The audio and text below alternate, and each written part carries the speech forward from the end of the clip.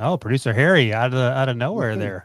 Hello, boys. This is the Pick Six Podcast. This is Sunday Night Super Friends. That handsome devil's Will Brinson. That other handsome devil who's recovered from the Joe Burrow is done for the year injury is our guy John Breech. I'm of course Ryan Wilson. This is Sunday Night Super Friends Week 11 NFL Recap 2023 edition. So here's the plan in case you're new here. Going to hit our top 10 takeaways from Week 11, the big upsets, the convincing wins, the suspect quarterback play. Hello, Kitty Pickett. The playoff picture continue to come into focus. We'll talk about all of it. But first, remember, give us a thumbs up if you're watching us on the old YouTubes at NFL on CBS. And, of course, subscribe wherever you get your podcast so you never miss a show. All right, boys, let's get to it. First things first. Where are we going? We are going to Detroit. So, Brinson, back in week 2, the old Lions no-showed at home against the Seahawks after that big week 1 win over the Chiefs. Then in week 6, they beat the Bucs and followed it up by getting shellacked by the Ravens. Then last week, they dropped 41 on the Chargers, and it certainly looked like they were going to lose to Justin Fields and the Bears, only to pull it out down the stretch. Thanks to the Bears. Bears ended up. All right, Brinson, tell me, they're now 8-2. They're half game back of the Eagles, the NFC, and have a case as one of the top blank teams in the league. Top one. They have a case as a top 1 team in the league. Are we talking the NFC or just the entire NFL? Dealer's choice. Well, the best team in the AFC is the Chiefs, and they beat the Chiefs in week 1. The Eagles are, of course, the best team, in the NFC, but the Eagles have a much more difficult schedule. They get the Chiefs on Monday night away. Then they have the Bills at home and the 49ers at home. Whereas the Lions get the Packers on Thanksgiving in Detroit. Then they go at New Orleans and at Chicago. Like, the Lions could easily be 11-2 when that 3-game stretch is over. And it wouldn't be shocking if the Eagles went 1-2 in those games. No shade to the Eagles whatsoever. Those are just difficult games. By the way, NFL teams entering week 11, down 10+ points in the final 5 minutes of regulation. We're 0-84 this year. Lions, the first team to pull out that win. The Bears Kyra Santos kicked a field goal to go up 26-14 with 4 minutes and 15 seconds left. And then Jared Goff, who had been absolute dookie the entire day, threw 3 picks, looked way off. It looked like, and RJ White had mentioned this on the pick show, like it looked like the Lions might have been looking ahead, Breech, to the Packers on Thanksgiving, thinking, all right, we got the Bears. I mean, it's hard to overlook a division opponent when Justin Fields is coming back, but the Lions just weren't like, they weren't like crisp like they usually are. They were making a ton of mistakes. Goff, a little unlucky in terms of the picks, but just wasn't playing very well. And credit to Chicago for coming out strong, but man, Detroit turned it on late. Goff hit Jameson Williams for a 34-yard touchdown, I think, maybe 32-yard touchdown, and then set up that final score for David Montgomery. And actually, they scored it on a safety a little while later. But in general, they look great down the stretch after a really sluggish start. And I think it's interesting that to win that way after you're involved in a shootout with the Chargers, and we've seen them beat down some teams too. Like, the Lions, to me, can win in a ton of different ways. They're very complete across the board, and I think they have a case. I picked them to win the Super Bowl at midseason, and I think they have a case to be called one of the 3 or 4 best teams in the league, and maybe even the best team in the league when everything's clicking for them. Well, I do think that really the only takeaway you want to take from this, if you're a Lions fan, I think, is that you've got that kind of confidence-boosting win, knowing you can still win a game despite facing a ton of adversity. This was the Lions' first win since 2013 in a game where they had 4 turnovers. So they had not won a game in 10 years when they turned the ball over 4 times. And so that's kind of what happens when crap hits the fan. What does your team do? They fold up, or do they come out and pull off a 12-point win despite trailing in the final 5 minutes? And, Brinson, you saying that felt like the Lions were maybe overlooking the Bears and kind of staring at that Thanksgiving game. To me, it was just Jared Goff. It wasn't anyone else. It was literally like Jared Goff accidentally was playing a video game Saturday night, and it's 6 a.m. I didn't even sleep. What do I do now? He just looked like he was kind of sleepwalking through that first half. I have not seen him play a game where like these interceptions, sometimes they get tipped. There's some unluckiness involved. It was just like Jared passing out Christmas presents to Bears defenders. These were, legitimately bad throws. And I think that would have been a concern until fourth quarter. He's like, oh, whoa, we're about to lose to the Bears. I can't let that happen. And then what we saw is that the Jared Goff we've seen all season. I mean, he threw for 236 yards in this game. 120 of that came in the fourth quarter. So more than half of his passing yards came in the fourth quarter. And the fact they won despite those 3 interceptions, I think says a lot about the Lions. So that was my takeaways. They can win despite adversity. And I think I agree with you, Brent. They might be the best team in the NFC, or at least best shot at the number 1 seed. So you see the best 10-game starts in the Super Bowl era, 2014, 2011, 1993, 1969, 7-3. In 1962, Ryan Wilson, they started 8-2. When Wilson was 11. Can anyone name who their defensive coordinator was in 1962 for the Detroit Lions? I know Pete Prisco. Did you read the research packet? Yes. Is it Pete Prisco? It's Don Shula. Oh, good old Don Shula. Don Shula, right before he got hired by Baltimore in his first head coaching job, they would go on to Miami, obviously, and win Super Bowls there. But pretty fat, like that's how long it's been since the Lions were 8-2. Don Shula hadn't been a head coach yet. If only Detroit would have promoted him to head coach, maybe they would have, he would have gotten 320 of his wins with them. I will say that, like, I mean, I wrote about the Lions a little bit in my Sunday piece is. I don't think they call it sorting the Sunday pile now. Well, I don't really care either way. But just whatever. I forgot to turn it in on time too. I had a very, very sick. I had a very snotty child all weekend. But I was like thinking, I was like, am I obsessed with the Lions? I think I'm obsessed with the Lions. Yes. Like they're my favorite team. They're my favorite team in sports right now. You're wearing blue, Brinson. You're wearing like Lions blue. Get out of here. Yeah, I wish I should just change this to. Like, I might buy some Lions swag. I mean, like Jared Goff. Like I'm a huge Matthew Stafford fan, obviously. And Wait, so, like, what? So when Stafford left the Lions, and it was like Goff came in, I was like, meh. But man, I gotta tell you, I might go to homage.com and buy a Jared Goff, Amon-Ra St. Brown NFL Jam T-shirt too. That's what I'm gonna do. Here's what I'm hearing, Breech. Lions fans, you know where to direct your ire when this season goes off a cliff and you don't win another football game, even though you have they only face 2 teams as we sit here with winning records. One is the Minnesota Vikings, 16, and then in 17 they face the Cowboys. So every other team is 500 or below. Yeah, I mean, if the Lions should, so the Lions are home against Green Bay, at New Orleans, at Chicago versus Denver. Denver looks pretty good right now. At Vikings, at Dallas versus the Vikings. I mean, I think they go 2-1 worst case over the next 3, and then like 2-2 would be a disastrous close to that run too, knowing that like Josh Dobbs is the quarterback. Dobbs has been fun as hell, but I mean he's still not Kirk Cousins, and so even then, like total worst case, you go 4-3 down the stretch, and you still finish 12-5. Which is a great season for a lot of NFL teams and a really good season for Detroit. I think there's a really, really strong chance that the Detroit Lions end up as the number 1 seed in the NFC. I was going to ask you, Breech, put the odds at the Lions, knowing their schedule, and the Eagles have a pretty tough schedule down the stretch. What are the odds, the Breech odds, that the Lions are in fact the number 1 seed? Beep, bop, boop, bop. All right. I have Detroit. I think I agree with Brent. I know they're a game behind, but I feel like based on the schedules that I would give the Lions the nod as the favorite to end up with the number 1 overall seed. I mean, what the Eagles play is just, you got the Chiefs, the 49ers, the Seahawks, the Bills, the Cowboys. I mean, that's brutal. That is absolutely brutal. The Lions could literally be in a tie for first by Monday night, by the end of that game, if the Chiefs win. And then you look at the schedule, as Brinson's already mentioned multiple times, it just favors the Lions. So, 54-46%. So, thank you. One of the cool things about the upshot at the New York Times and their playoff predictor is that you can actually select number 1 overall seed. Like, what are the chances the Lions get the number 1 overall seed? And currently 16%.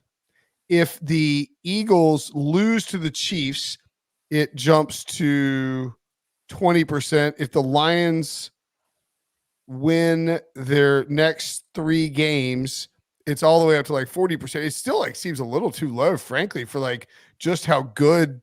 Like I guess I'm confused why it's it's so low. But obviously, if the 49ers beat the Eagles, and then it basically becomes a coin flip if the 49ers go 1-2 and the Eagles go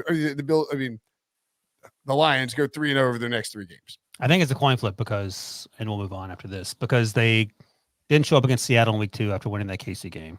They didn't show up at all. They didn't get off the bus in Baltimore. And part of that's Lamar. We get that. And then they almost lost this game if Justin Fields. Well, they took that Seattle game to overtime. Yeah. But I mean, for sure, there's definitely been 3, there's definitely been those 2 losses are definitely red flag games to lose against Seattle at home and in that fashion. The Baltimore was a beatdown. So, yeah, I get it. But it was a nice win nonetheless. All right. Way to go, Detroit. Blame Brinson when things go sideways. We've already laid that out for you. Talking to teams going sideways, let's go to Cleveland, where the Cleveland Browns started Dorian Thompson-Robinson, and they started him because P.J. Walker is an interception machine. He is a YOLO ball that has yet to meet a turnover-worthy play he does not love. So you get DTR out there, had a horrible outing against the Ravens earlier this season. But Kevin Stefanski's like, you know what? You're playing the Steelers. That team does not trust Kenny Pickett to do anything other than to hand the ball off, and he couldn't even do that competently. And this was basically the Spider-Man meme Breech. 2 great defenses with 2 horrible offenses that just were basically playing in the middle of the football field until that final drive where DTR was allowed to throw the ball down the field, got him in field goal position. Your guy, Dustin Hopkins, for the second week in a row, got a game-winning field goal. And as we sit here, the Cleveland Browns are 7-3, the same record as the Miami Dolphins and the Jacksonville Jaguars, as you might say, a Breech. Where are you on this Cleveland Browns team that appears to be clutch? The Browns have one of the best defenses, not just in the AFC, but in the past years. I mean, their defense is so good, it doesn't matter who their quarterback is. And when I say that, this team has had 3 different starting quarterbacks win a game for them this year. That is just nutso. I mean, obviously we had DTR today, we had Deshaun Watson, PJ Walker. So when your defense is so good that it doesn't matter who you put at starting quarterback, that really says a lot. I don't know how good I would feel going into the playoffs with a quarterback who lacks experience. But your defense can certainly carry you through the regular season, and the Browns have that. The one thing I will say, though, Wilson, is that how did you feel seeing Dorian Thompson-Robinson outplay your boy Kenny Pickett? I felt like I knew this was coming, and I'll continue to beat this drum. And this is how bad things have gotten. This is not Matt Canada's fault. This is a Kenny Pickett problem. They do not trust Kenny Pickett. If you watch Kenny Pickett last week and last week's game, they trust him to throw the ball in the flat. They trust him to throw back shoulders to George Pickens, which Breech and Brinson could do. If you were playing in an offense that you just showed up in, they do not trust him. Now, the problem is going to be that they're going to be stubborn and continue to play him for 2 more years, and you just have to live with it. But Matt Canada, he should be doing the who is the former Browns and Bengals offensive coordinator that just and coach the Raiders. What's his name? Hugh Jackson? Yeah, you should go to the Hugh Jackson tour where you just blame everybody but yourself when you get fired, because Matt Canada has a case to be made for, look, man, Kenny Pickett is not an NFL quarterback, and that's the reality. But to Breech, by the way, Canada is actually a notorious Hugh Jackson back channel, get the word out about how it's not being his fault type of guy. Well, in this case, he's justified in saying so. But Brinson, I'll ask you. I think Breech sort of touched on it, and BMAC likes to call certain teams on their way to the playoffs in the way teams. The Browns feel like an in the way team, but because Deshaun Watson has not worked out. But I think this is still a feel good story for Kevin Stefanski, and it might even obscure some Browns fans from the whole point about paying $250 million for a quarterback who doesn't play. Pretty wild graphic up here, by the way. Browns' best 10-game starts since they came back to the NFL and back to Cleveland in 1999. 5 times they've gone 6-4 or better. 7-3 this year, of course. 7-3 in 2020, and they lost in the divisional round. That was the year they beat your Pittsburgh Steelers and the bloated corpse of Ben Roethlisberger with Baker Mayfield. 6-4 in 2014. They missed the playoffs. 6-4. That was the year. That was when Alex Mack broke his leg. Brian Hoyer and that team was dominating. Kyle Shanahan was the offensive coordinator. Fun fact: Kevin O'Connell, current Vikings coach, was on that staff in 2014, and now Mike Pettin, that head coach, is a assistant head coach on the Vikings who played on Sunday night. 2007 was Brady Quinn. Brady Quinn was on that team. Derek Anderson started, I believe. They missed the playoffs, started 6-4. 2001, 6-4, missed the playoffs. So I don't know that I would pencil the Browns in to definitely make the playoffs. I mean, this like the AFC I is would. so. Yeah, You would? who's Yeah, gonna, you're crazy. who's going to overtake? As the person who I think is viewed as the most anti-Cleveland person on the podcast, the Browns are 100% making the playoffs. Well, it's like 89% according to the upshot. So According to Breech odds, it's 100% upshots wrong. Why don't you cite wins over Wilson or brains over Brinson or Breech bot? One of the three. I just think the issue is that you have a couple of teams back there. Like, I mean, I know Buffalo's not good. We don't like the Bills. Okay, even Buffalo. Who's because the Steelers are dropping out. Who's the other team that's going to take the Brown spot? Well, okay, The Denver. Browns are going to win 12 games. Look at their schedule, Brinson. The Browns do have. More like Valve over man, Brinson. they're at Denver this week. That is a big game. The Broncos are going to score 3 points. The Browns are at Denver, at the Rams, Win versus the Jaguars. That's not easy. So win. That's a Florida team in Cleveland in December. That's a guaranteed win. Versus Trevor Lawrence has still never seen snow. Versus the Bears.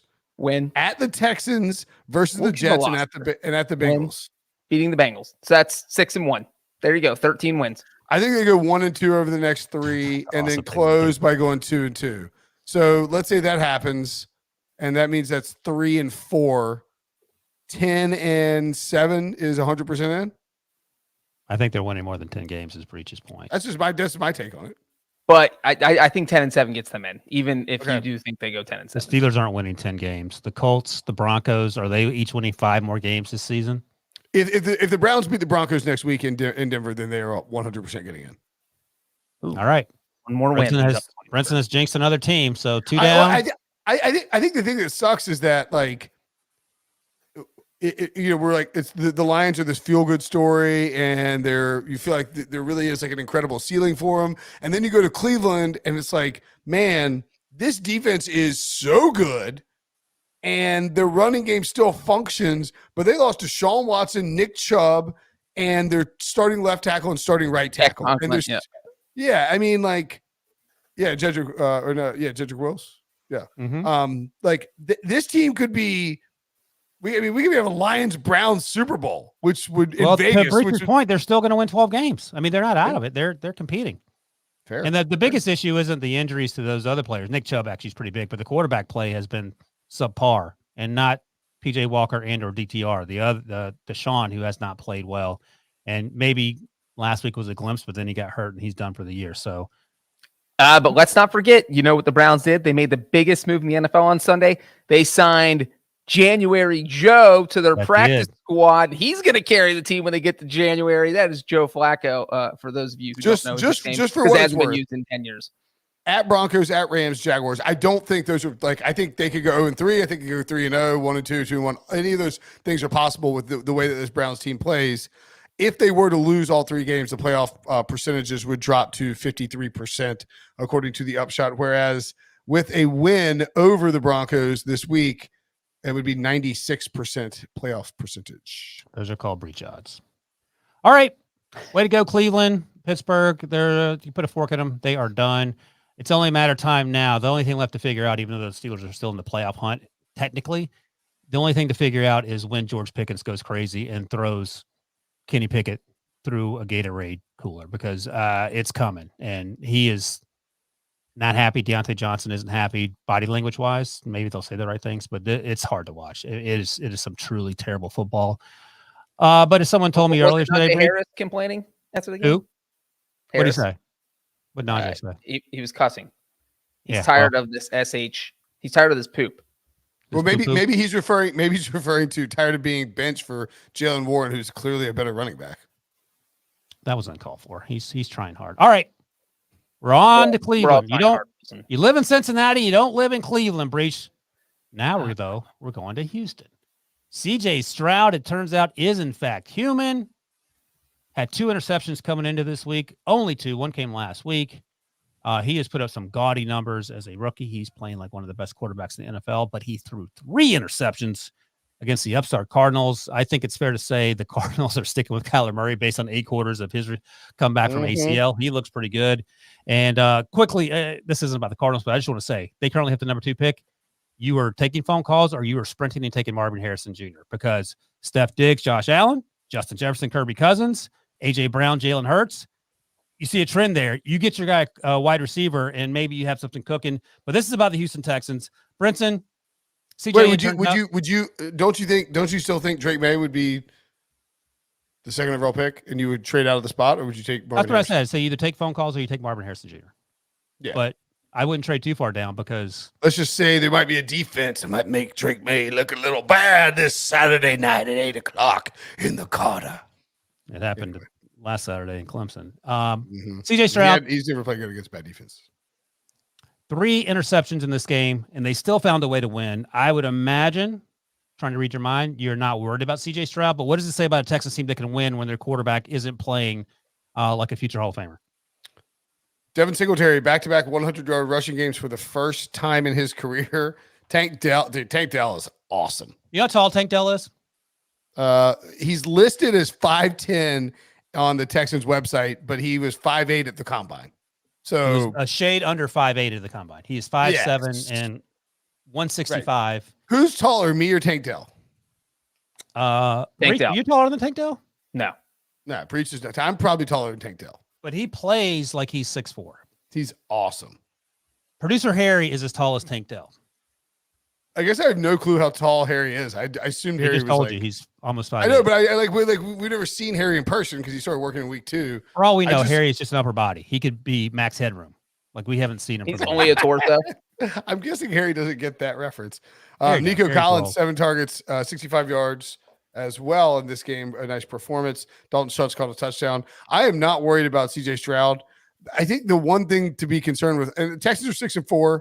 They're currently tracking like a playoff team as well. I think let me interrupt you quickly because Breech is the Breech bot 4 trillion.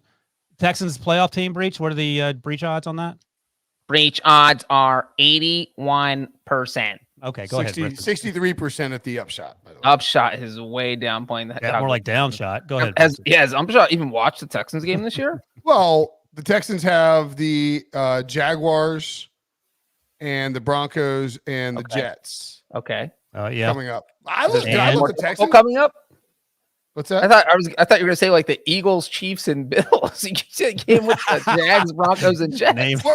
Okay, we'll get to that. I mean, I guess we'll get to the Jaguars. I mean, they looked awesome against the Titans, and That's this true. is what they were 3 and. But anyway, I don't want to jump to the Jaguars, but like the Jaguars were 3-7 in week 10 last year, and then went on a heater. So I would not rule out the Jaguars.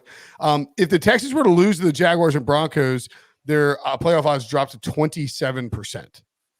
I mean, they're sort of I'm just saying, like, every team is this time of the year, but the Texans were a team that we thought could be frisky in the AFC South. And now, like, I mean, I thought Kyler Murray, and they win those 2 games 91%, by the way. I just think that the Texans defense under D'Amico Ryans is just night and day from what we've seen in years past. And this game started out as a shootout. I think it was, how many points were scored in the second half here? I think, Dylan. 6 overall. 7 points. 7 points scored in the entire second half. This is 21-10 at halftime. And the Texans basically Texans didn't score in the second half, which is concerning, but they held them to just 1 Kyler Murray touchdown and actually 6 points in the second half. So I think the Texans defense can step up, and they have a bunch of varied weapons. I'm a little worried about CJ Stroud hitting a rookie wall, the proverbial rookie wall that Bryce Young ran into in week 1.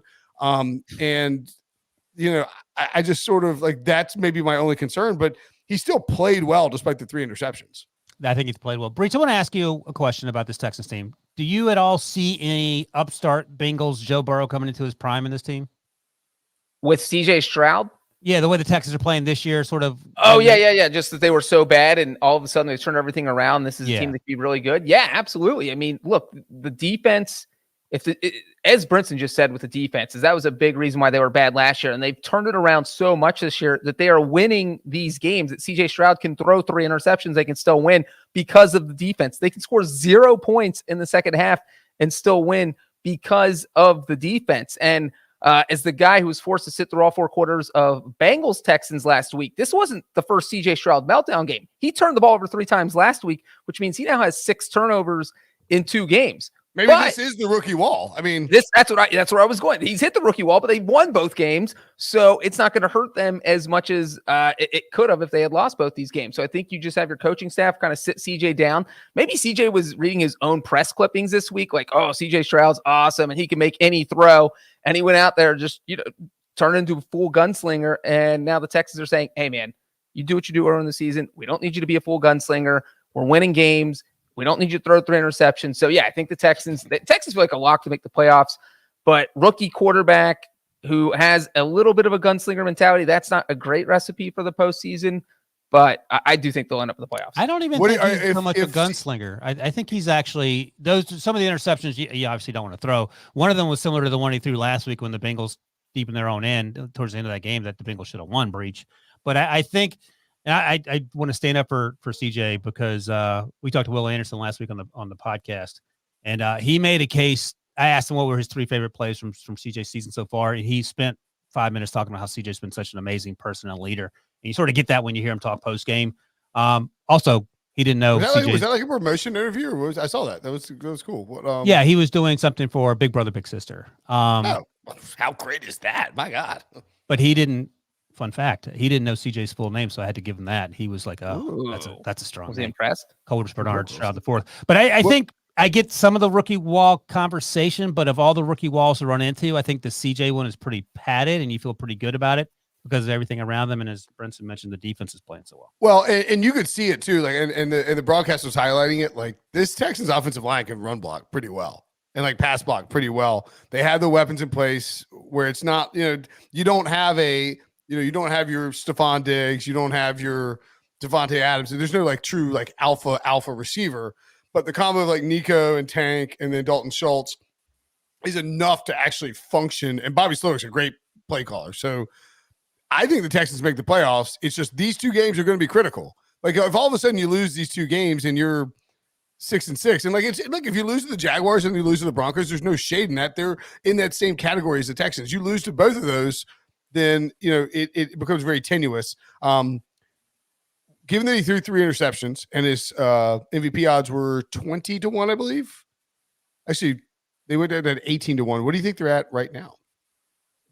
I mean, if we're doing on the Josh Allen scale, it should be 2-1 because the more interceptions that guy throws, the lower his odds are. So I don't know if you 15-1. Yeah, that sounds. They didn't budge. 18-1 still, yeah. And offensive rookie of the year went from -1,000 to -2,500. I think it's at this point that it would be a shocking twist of events for someone else to steal that award. All right. Speaking of one MVP candidate, let's go to another one. A young man by the name of Russell Wilson. He's Sean Payton's MVP. Let's start there. Terrible last year, cost Nathaniel Hackett his job.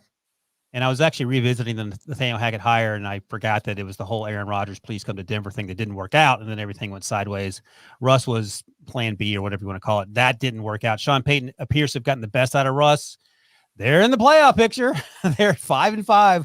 Somehow the same records as the Colts and your Cincinnati Bengals, Breech. So, Breech, I'll ask you, it feels like this team is built to win in the same way that the Steelers and the Browns are, but with a little more upside on offense. Sean Payton's managing Russ Wilson, who makes a ton of money to be a game manager at this point, but it's working. He's only has 4 interceptions, throwing YOLO jump balls to Cortland Sutton, who's making plays in the end zone 2 weeks in a row to help them win those games.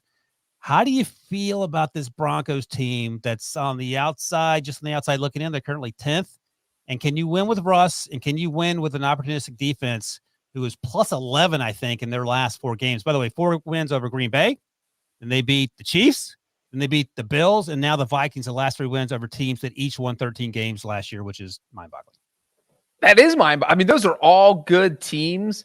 But I feel like what the Broncos are doing is unsustainable. You can't average 4 turnovers a game for the rest of the season, no matter how good your defense is. And I do think one of the other things that they have struggled with, even though they are on the longest winning streak in the NFL somehow, I have no idea how that is even possible. What planet are we on? What planet are we on? They can't run the ball for anything. They can't run the ball, and they cannot stop the run. I mean, the Vikings ran for 175 yards. Alexander Madison looked like a juiced up Dalvin Cook, and then like Ty Chandler averaged 7.3 yards a carry. I mean, what are we doing here, guys? That's the thing. And so I just feel like teams, they're going to go to a team that can run the ball. I don't know, maybe Cleveland or the Texans, who have Singletary going back-to-back 100-yard games in the past couple weeks. And I just think teams like that are going to be able to run them over. But, I mean, hey, if you're a Broncos fan, it's one of those enjoy the ride. Broncos country, let's ride. Because this is as good. Their defense is playing great right now. Russell Wilson's playing smart, efficient football. I don't think anybody thought he was out there throwing bombs, but he makes 3 or 4 great throws a game where you're just like, that's the old fashion vintage Russell Wilson that we loved in Seattle. He did that with the Cortland Sutton touchdown. Does he look slower to you? Like just sort of like the way he like moves and like he's just slower. It's really weird. I have no idea how he's like good this year because he does absolutely look slower. At the game-winning drive tonight or Sunday night, he just 4 checkdowns to Samaje Perine. That's how they got downfield, but he took what was given to him. So he's playing smart football, and the defense is playing really well. But I don't feel good about the Broncos play. They're an in-the-way team for sure, but I think this is a moral victory for Broncos fans, and that Sean Payton has at least been able to get something out of Russ. And Russ, as a 33 or 34-year-old, it still has training wheels on the bike, which is sort of weird. And he has training wheels on the back and the front of the bicycle because Sean Payton does not trust him. To Breech's point, he does look slower. He looks like he's thinking about a lot of things. Last week against the Bills, they had that zero blitz at the end of the game, and he didn't know what to do. And Sean McDermott dialed it up again, and then Russ just throws a YOLO ball that gets the DPI that keeps the drive alive, and they end up winning that football game. It's not sustainable, but they're finding ways to win ugly, again, like the Steelers and like the Browns, and you can sort of live on that. But once you get to January, things get a little harder to pull off. By the way, so they play the Browns, as Breech noted, next week at home. And we talked about that. But then they're at Houston, at the Chargers, and that's never really an away game, but you're still bouncing around the country. And then at the Lions. 3 straight road games in December is tough, even if all 3 of those are indoors and you won't have to deal with the conditions per se. They close with the Patriots, Chargers, and at the Raiders. So I think the playoffs are not out of the question, but I don't think it's likely when you start gazing at that schedule. All right, boys, let's take a quick break. And when we come back, we're going to talk about producer Harry's team and why Jalen Ramsey should be the MVP. Right after this. Join us for Match Day 5 in Miami. Good to have you with us. All the way from England, baby! And go inside the Champions League with the most entertaining team in the game. Champions League today. Destination Miami. November 28th and 29th. Streaming on Paramount+. Oh, Aiden O'Connell's mustache was not enough to overtake the Miami Dolphins in South Florida. This is the funnest fact of all, boys. The Dolphins with Tua and Mike McDaniel are 7-0 with the CBS game crew of Kevin Harlan, Trent Green, and Melanie Collins dating back to last season. Really? This team is unstoppable at home. They dropped a 70 burger on the aforementioned Broncos. Their biggest issue, as producer Harry will tell you, is playing teams with winning records. But, Brinson, I think you're up. They have Jalen Ramsey back. 2 interceptions on Sunday. I think he has 3 now. Producer Harry, you can correct me if I'm wrong. Since returning from the knee injury that sidelined him for the early part of the season. Vic Fangio dialing up crazies. Can this team now win against teams that have winning records, which is going to be an issue they face in the playoffs? By the way, I just want to point out, too, that, and this is tangentially related to the Dolphins. Get out of here.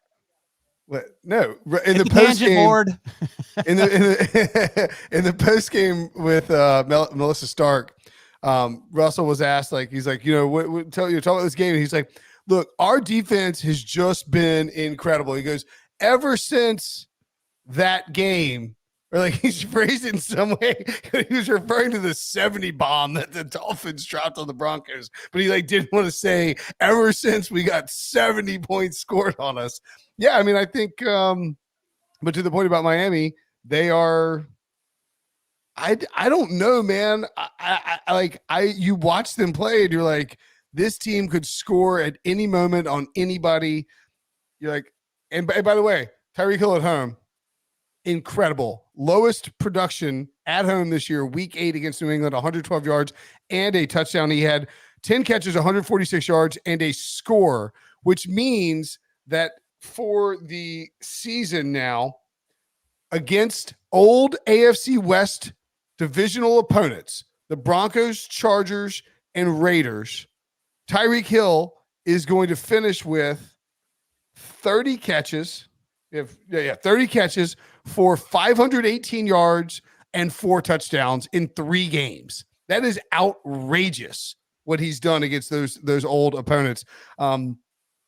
He got a little banged up. Devin Atchin came back and he got banged up as well. He had 1 carry and I believe a catch for 4 yards. Didn't do much. They were obviously going to be careful with him after that IR stint. I'm not going to read too much into the defense holding Aiden O'Connell to 13 points. They did give up, a huge bomb to Devontae Adams, 46 yards. Great throw from O'Connell early in that game. I do believe that maybe sort of similar to Brian Flores in Minnesota, where there was an adjustment period to a totally new defense for frankly, a bunch of guys. Bradley Chubb came over last year midseason via trade. Jalen Ramsey acquired this offseason. You have a lot of stars being incorporated there. There's a ton of talent on this defense.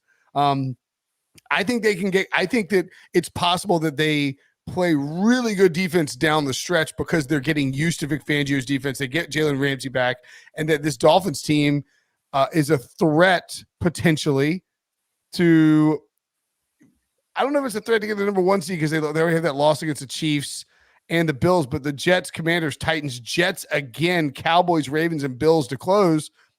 I don't see why the Dolphins won't finish with 11 plus wins.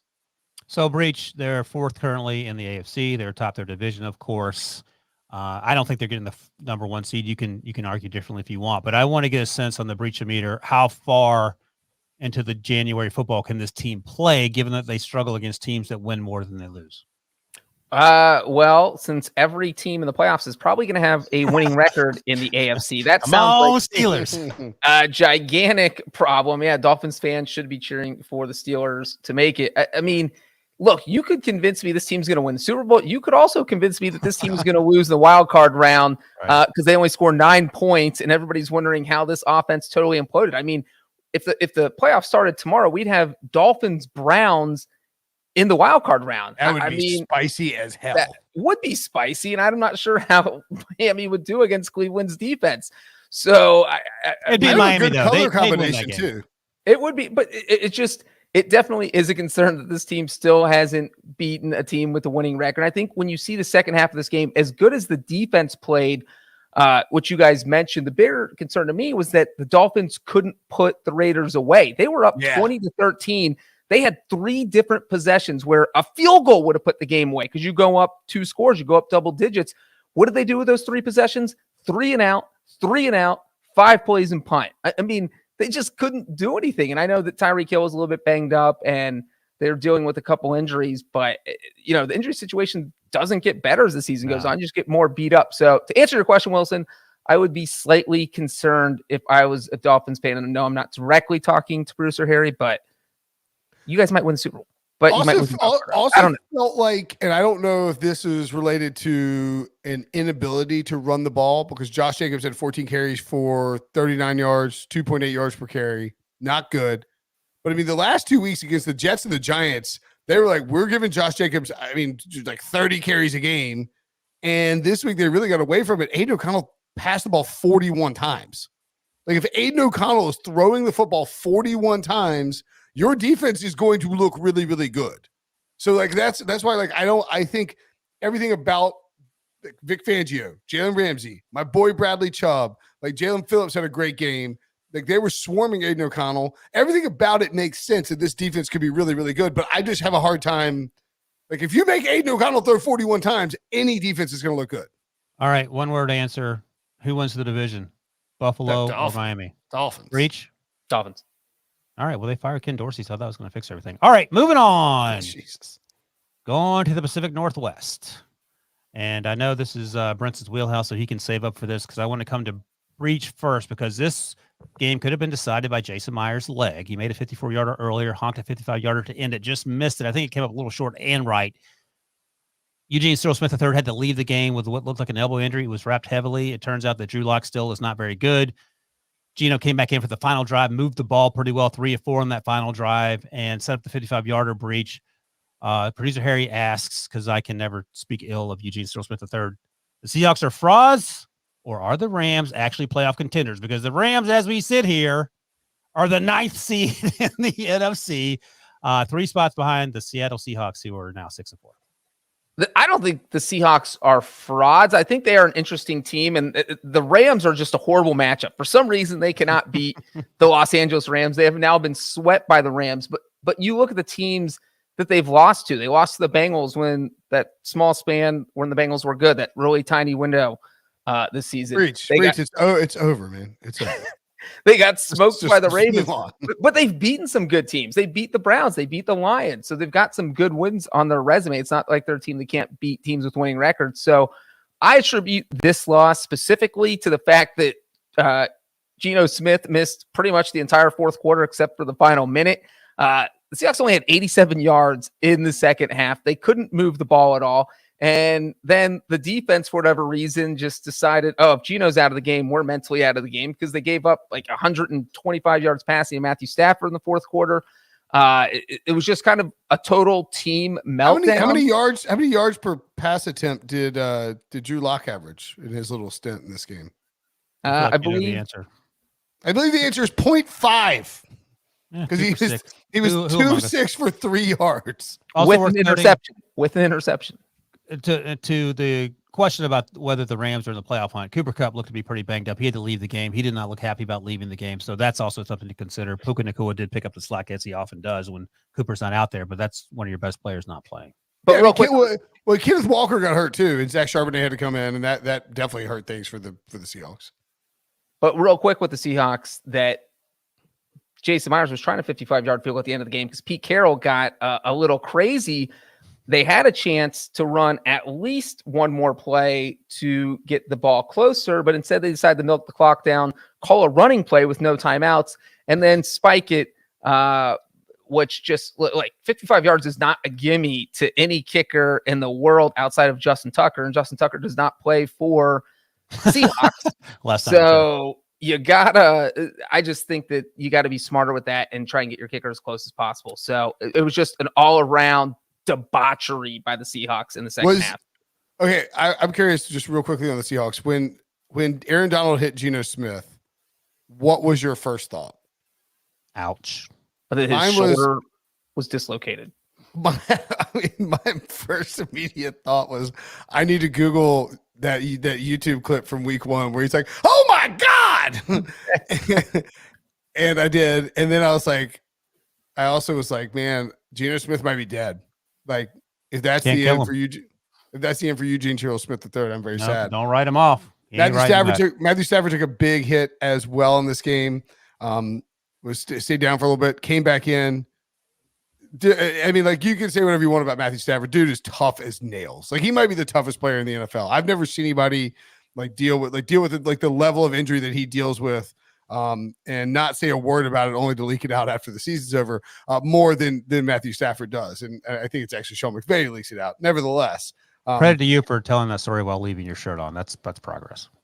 I could take this shirt off in like first time for everything. First time for everything. It's a tearaway shirt. Brinson buys Hulk Hogan brand shirts that you can just tear off. That's how he impresses the ladies. So do you want to make a case for this oddly Rams enough, team? I have a koozie back here that says "Keep calm and rip shirt." That's shout out to my buddy Zeke, who is notorious for actually ripping his shirt off. Everyone drink. Brinson just mentioned Zeke. You're getting covered up by Zeke's. Can you make a case for the Rams being playoff teams, or is that ship sailed? Absolutely. Why would the Rams not be? I mean, the Rams are the NFC is wide open at the bottom. The Rams are 4-6.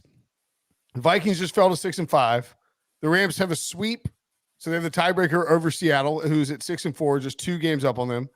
And they have what I wouldn't call an easy schedule, but it's not an impossible schedule. Cardinals next week at Arizona, obviously a must-win game. Get to 5-6. You have the Browns at home. They're going to be starting Dorian Thompson, DTR, right? These are 2 tough games. Why don't every game in the NFL is tough, But like you're getting the Browns team that Panthers. is, That's not tough.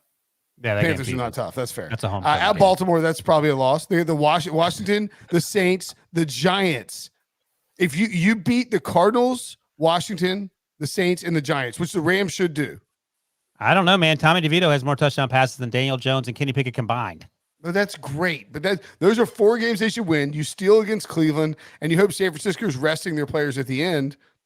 Like I don't know. I think 9 wins. I don't think 9 wins is like definitely off the table for getting you into the playoffs in the NFC. Although it's probably going to require 10.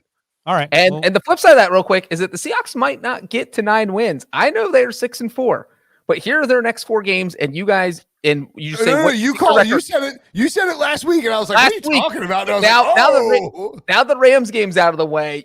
Just we won't even talk about it. Just tell me what you think the record will be in the next 4 games. Yeah. With Geno Smith banged up and possibly not playing, even though they have 2 games in the next 10 days.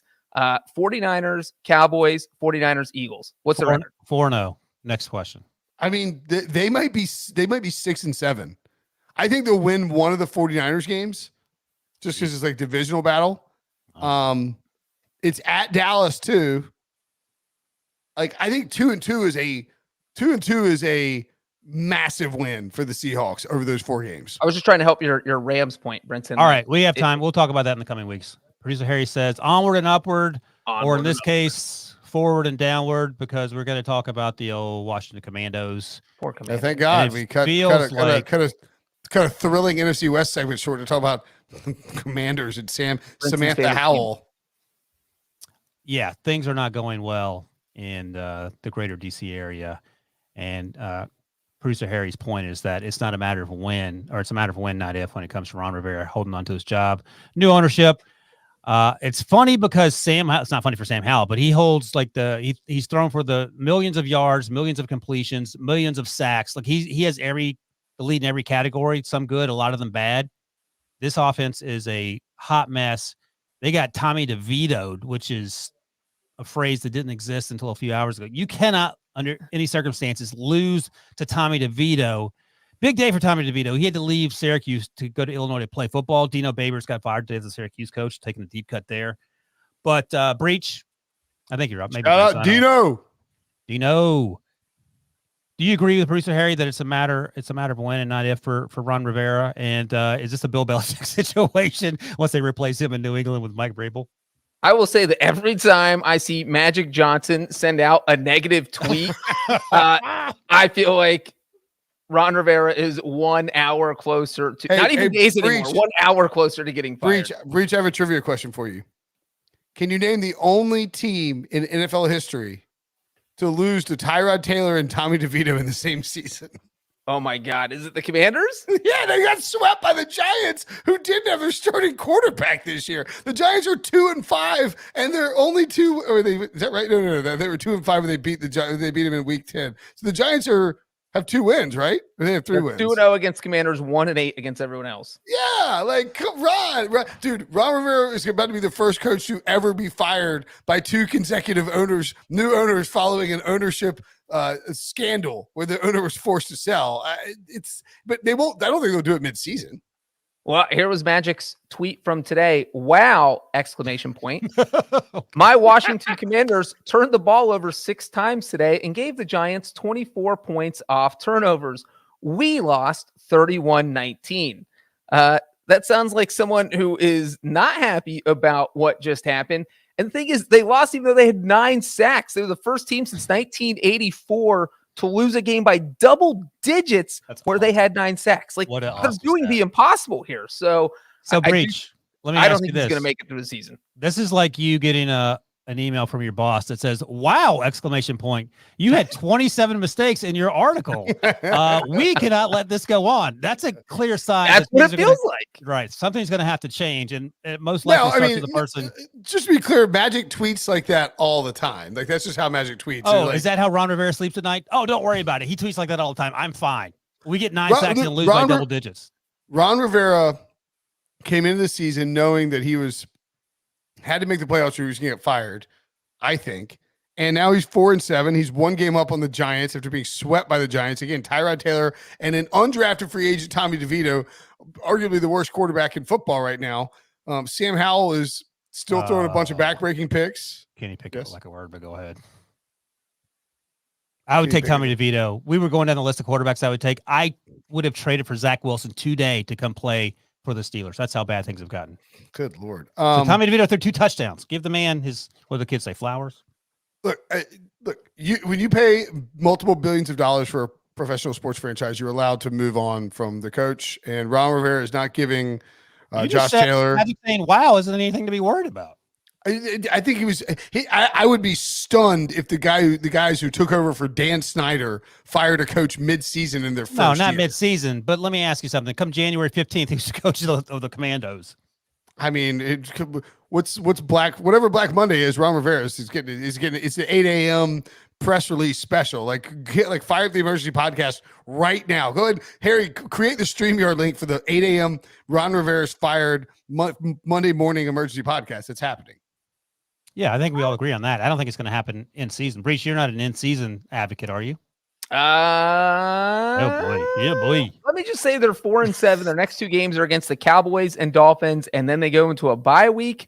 Oh, I'm feeling 4-9 going to that bye week, and why not just tear the Band-Aid off? So what if they lose by a combined 50 points going into the bye week? Do you have to fire Ron Rivera then? It could be 40-10. It could be 25-25. You can mess it up. Don't you think it's like a weird thing to fire? Did David Tepper fire? One thing NFL owners are not is weird. Wait. Did David Tepper give Ron Rivera a year and then fired him midway through the season, his second year, right? I don't know. David Tepper fires and hires so many people, it's hard to keep up. I'm fine with keeping them through the year. I agree. It doesn't make sense to fire someone in the middle of the season unless things have gone incredibly sideways, like Josh McDaniels. That actually makes sense. Yeah. Shout out to Antonio Pierce for having that team play hard, even though they lost in South Florida today. I just think you're replacing Dan Snyder, and you are going to be able to have this is an attractive job now this offseason because it's Washington. You're going to have a high pick. It's a great market. There's rumors about Bill Belichick. You don't want to fire a guy like Ron Rivera, who's notoriously a good person in the middle of the season. That's not going to keep anyone from taking Nice the job. guys finish last. Yeah, that's Breech. If you fire somebody mid-season, it can turn candidates off. Okay. Breech, Brinson has spoken. All right. Do not fire Ron Rivera. Josh McDaniels wouldn't get fired. So. Yeah. All right, Harry. Let's take a break. And when we come back, I'm going to end this bad boy with some talk about my favorite lovable losers, the old Los Angeles Superchargers. Right for this. A game of honor. The Army-Navy game presented by USAA. Saturday, December 9th on CBS and streaming on Paramount+. I had said several points during this Chargers-Packers game. I said if Brandon Staley finds a way to charger this thing up, I wouldn't be surprised if he gets fired, to follow up on the conversation we had before the break. It's not going to happen. He was incredibly fired up during his press conference. Do not ask him any questions except the questions that are on the acceptable list. And those questions have nothing to do with football. It has to do with personal pastimes and hobbies that include hiking and long walks on the beach. So, Brinson, I'll ask you this. How do you lose to a Packers team that spent the first 10 weeks of the season not able to score points in the first half, and you let Jordan Love play like he's Aaron Rodgers, and then you have every wide receiver under contract for the Chargers dropping every pass thrown in their direction, including, pizza, Quentin Johnson, please catch a pass late in the game. And you find yourself losers yet again, 4-6. It's like, hey, Brandon, just curious. You are a defensive coach. Do not ask. Okay. Do not talk about the defense. Hey, Brandon, what did you think about Jaden Reed averaging 15.3 yards per carry for the Packers and someone named Devontae Wicks leading the Packers in receiving yards, while also Jordan Love having his first career 300-yard passing game, going 27 of 40 for 322 yards, 2 touchdowns, no picks, and a 108.5 passer rating, despite generally looking like one of the worst starting quarterbacks in the NFL over the previous month. Just curious your thoughts on that, Brandon. If I were Brandon, I would say his name is Dontavius Wicks. Next question. That's the one thing that bugs me about NFL. Jesus is like it's like the you have to go look it up somewhere else because they only give you the I can't remember Wicks' first name. Go on. UVA. No, fair enough. He was a day 3 pick. I get it. Aaron Jones got hurt. Jordan Love has been awful for weeks. It's inexplicable. Justin Herbert's the Chargers' leading rusher. Well, Eckler fell down and then fumbled the ball in the red zone. That's one thing that happened. Everyone and their brother dropped pat. Keenan Allen dropped a ball that hit him right in the face. It looked literally like Joey Bosa carted off and was crying. Hit him in the chest. It looked like the sun may have actually been in his eyes, Breech, but it's Keenan Allen. Catch the ball. The drop started on their very first drive on a 4th down when, again, Justin Herbert threw a perfect pass to one Donald Parham drop. And you mentioned the Johnson drop at the end of the game, the Keenan Allen drop. Austin Eckler fumbled inside the 5-yard line. After falling down. After falling down. That's a touch. At minimum, you're getting a field goal there if you don't get the touchdown. So I just, at this point, is stay away a dead man walking. I mean, if they don't make the playoffs, he's probably gone too. So making the playoffs. What's the Breech spot? 4-6. What do you mean? Breech spot leader in the playoffs for the Chargers. I mean, it's not high. Would you rather make the playoffs and get Jaguars or just miss the playoffs altogether and just rip the Band-Aid off, as we like to say? Chargers are at 11% on the upshots odds to make the playoffs. Yeah, because they're 4-6 and they play the Ravens next. Yeah. All right, good luck with that. Ravens. Does Staley make it through the season? You just said he has to. It would be a bad look because that's a great job. I think he does. I said the new ownership in their first year, it would be unusual. Brandon Staley, not as unusual. You hate him so much. I love Brandon Staley. He'll be fine. I don't fire him because the Spanos family's too cheap to pay off. Yeah, that's a good point.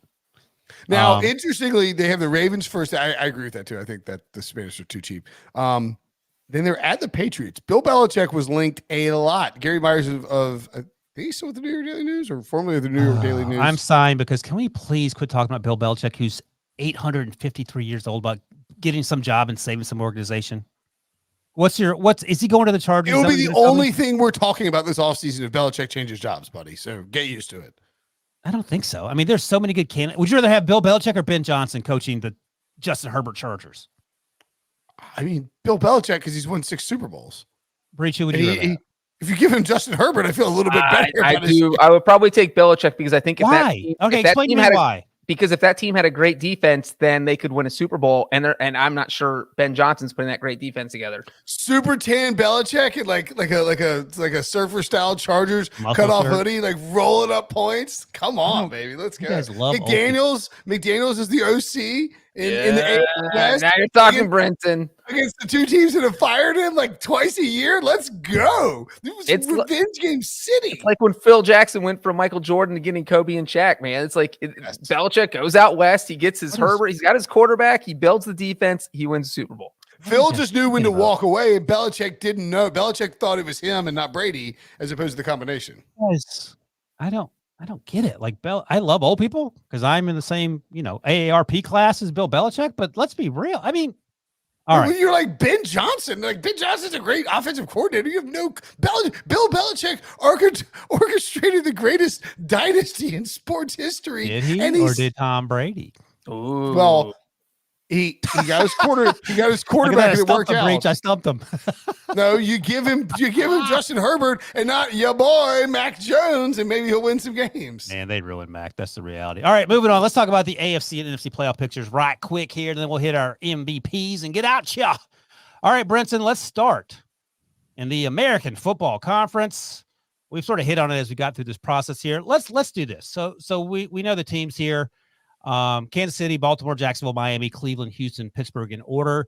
Give me 2 teams or as many teams as you want most likely to fall out and which teams you think are going to replace them somewhere between 4 and 7. So I think Pittsburgh and Buffalo end up flip-flopping.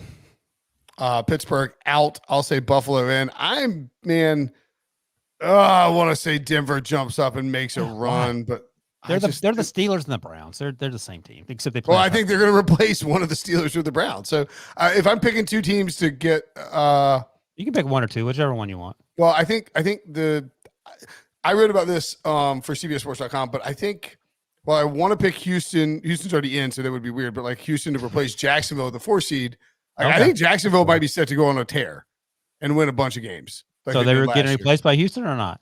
No. That's why I'm not going to do that. I think Jacksonville can take the 1 seed. I think that's a sneaky situation. Baltimore would move to the 1 seed if Kansas City loses on Monday night. Just worth noting. I think Buffalo finds a way to get in And I will say that Denver finds a way to get it as well, and falling out Cleveland and Pittsburgh. Jeez, What? You didn't hear Breech talk about Cleveland. Breech, who is your one? 100%, Brinson. That means it's a guaranteed lock. The Browns are Listen starting to a rookie yourself. in DTR, and the Steelers are starting the combination of Kenny Pickett and Matt Canada. Well, but what's happening is DTR but worse. So I think that's Right. the issue. Brinson's going to wake up to 7 text messages tomorrow from Ken Carmen demanding that Brinson's Shout on out the Ken show, Carmen. Love Ken Carmen. explaining why the Browns aren't going to make the playoffs. You know what? I give him 2 teams. You pick 2, buddy, in the AFC. Well, that's buddy. what I'm going to do. That's what I'm going to do. And then you can make fun of my team and say there's a 100% chance they're going to make it, even though you're not going to agree with that on mine. I am going to say the Browns get in because obviously I said they have a 100% chance of making it. Browns are in. I'm going to put the Texans in 6-4. I just feel like there is. So you're just picking one team then. Well, and can I get to my 7th seed? Go for it. My 7th seed is not the Buffalo Bills. Is that who you had? Yes, who we had. Yep. It is not Ryan's no. Pittsburgh Steelers. It can't be Gardner Minshew, can it? It's Gardner Minshew. I got the Colts getting the 7th seed. Third round pick, Gardner Minshew. Wow. Here's what I would say: the Colts have the second easiest remaining schedule in But the you have 3 AFC South teams getting in. I do have 3 AFC South teams getting in, and Colts you are look at at Colts, 19% on the upshot, by the way. Colts 5-5. Next 4 games are the Buccaneers, the Titans, the Jake Browning Bengals, and Wilson Steelers. I mean, 3-1 worst case. if they go 3-1 there, they're sitting at 8-6, and they're feeling real good about themselves going in the last 3 games. So, Brinson, put some money on Colts are Shane Steichen, Coach of the Year, because Breech has called it, and he is Coach, Gardner Minshew. it's a topic for maybe mark it down for the Wednesday pod, Harry. But Coach of the Year is really, really interesting in terms of who could end up winning it this year. Also interesting, the National Football Conference. Breech will come back. Wait, to you. who's your wild card slots? Real quick, go. Oh yeah. Geez, pizza. I think it's the Bills. They're gonna get the dead. I cat got to in. tell you, the Steelers have 4 or 5 winnable games on the schedule. Yeah, they just here. had one on Sunday. They're gonna lose to Jake Browning next week. It's over. All right, The let's go to Steelers the lost NFC. Wilson, they I don't lost want to everything. talk about the Steelers. They're wasting oxygen. All right, Breech, you got Seattle and Minnesota at 6 and 7. They're both reeling a little bit. Do you want to replace them, stay with them, switch something else up? The NFC South is sort of wide open, 5-5 for the Saints. 2 other teams at 4 and 6 in Tampa Bay and Atlanta. They're going back to Des Ritter. What are you doing? Before Breech gives his picks, because he's going to filibuster while he tries to figure it out. I have a hot take. Oh, The I NFC. love hot takes. I say that 3 of the current NFC playoff teams miss the postseason. All right, let's see what Breech says, if he agrees with you or Breechbot disagrees. I think you were going to say the Saints don't get in, and 2 of the wild card teams. Okay. And Great those job. 2 aren't great job, Sherlock Holmes. That's not the incredible. Cowboys. Well, he's going to 100% say the Rams, so we know that's one of them, which is All right, right. no, I think the teams that are currently in front in the division, Eagles, Lions, 49ers, Saints, all make it. I think the Cowboys make it at 5. I hate that the 8th seed and below have 4 wins. They're just so far behind.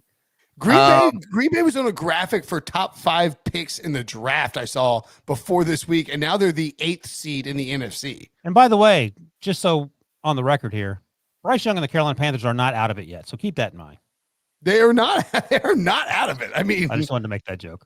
So, Breech, what are you doing? Let's go. We got things to do, man. You know what? The Falcons, I don't believe, play a single team for the rest of the season above 500.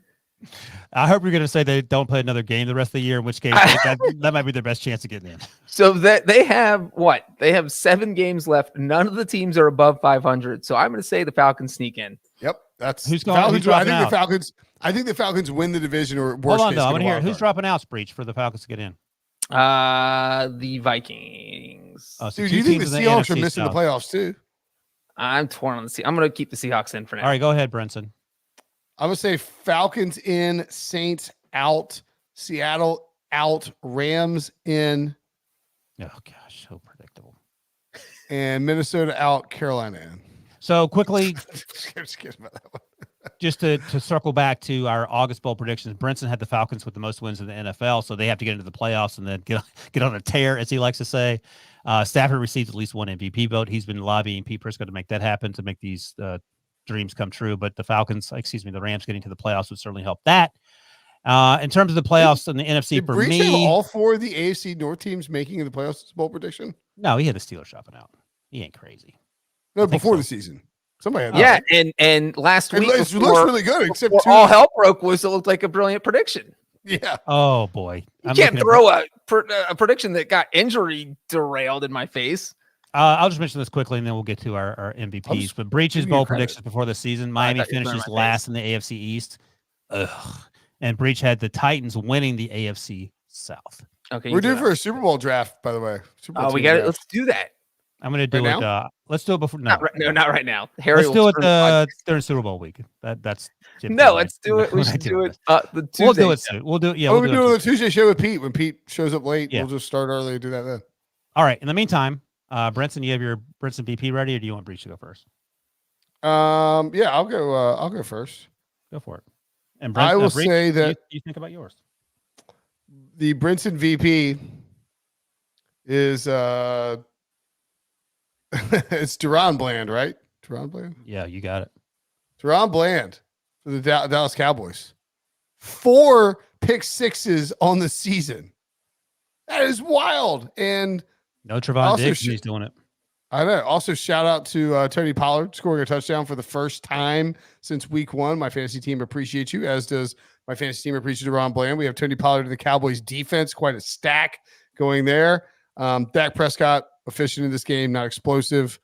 Just in Cowboys went on the road and just Panthers got kind of close there, and then they just kind of turned the ratchet up a bit. But Deron Bland making plays all over the place, and you'd love to see it. Breech, last week we had 6 kickers with game-winning kicks. This week, not so much. Are you going special teams, or are you going another direction? I thought about going special teams. I'm going with Brinson's best friend, Brock Purdy. The man had a a great game. perfect QB rating of 158.3. That is almost unheard of. You think of all the quarterbacking history that the 49ers have had with Joe Montana, with Steve Young. This has only happened one other time, and it was with Montana. 1989. Well, 2 other times. Steve Young and Montana both did it in 89, but Steve Young came in relief and only threw 12 passes in the game. So we don't even, if you want to count just starting quarterbacks, Montana and Brock Purdy, that is a hell of a club to be in. So great game, Brock Purdy. You're my Breech VP. By the way, Buccaneers defense, they have given up. So they've given up that game to Purdy and then that CJ Stroud record game. I mean, they are bad against the pass. Yeah, they're struggling for sure.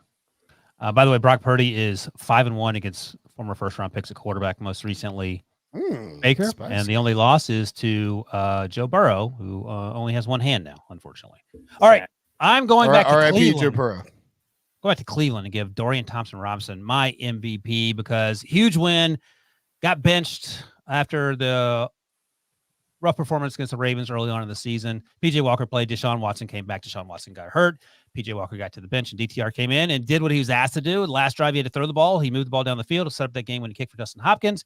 And my honorable mention is Jaylen Warren, who somehow is the best player on the Steelers' entire team, including T.J. Watt right now. 9 carries for 129 on the Steelers side. By the way, if you're running for 129, you get the ball 9 times. That tells me you don't know what you're doing as a play caller, but whatever. Shout out to DTR. Jaylen Warren, enjoy the T-shirt. You've earned it. That is it, boys. That's a wrap for week 11. Hey, over under. On that, you keep this thing going. Over. No, over under number of emergency podcasts tomorrow. I won't be here, so 0.5. I'll bang the over. For a fired coach? Frank Reich is who I'm staring down at. You just said that. I'll take the under, but I'll be around. All right.